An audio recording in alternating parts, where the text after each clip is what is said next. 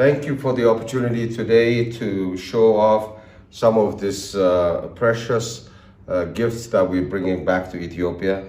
Here you can see the sword of Menelik, and it has got a writing here that says Saint George, a patron angel of Ethiopia.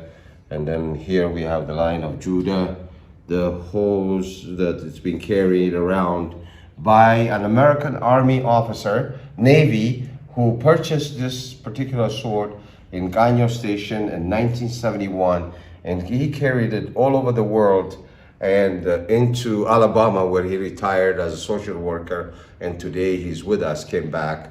Johnny Corbin, I want to take this opportunity to thank you for giving this to Ethiopia. I know you purchased it, but you gave it, and I didn't pay you anything. You gave it to us for free.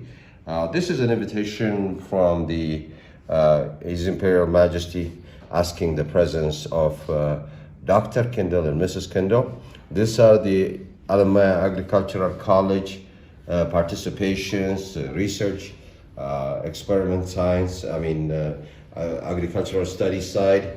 Here's America, the Emperor showing off the university to head of state from Sudan. Here's Dr. Kendall and His Imperial Majesty walking together. The President of Sudan visiting Alamaya. This is somewhere in 1961 time frame.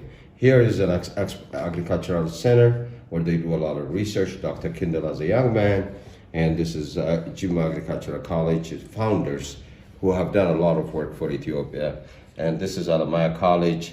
It is a very suitable location for training, and of course, this is the early start of Ethiopian Airlines. For those of you that don't know, Ethiopian Airlines was started by TWA. Thank you very much. We look forward to seeing everyone tomorrow at 3 o'clock Ethiopian time, 3 p.m. at the National Museum, which is located at 5 Kilo.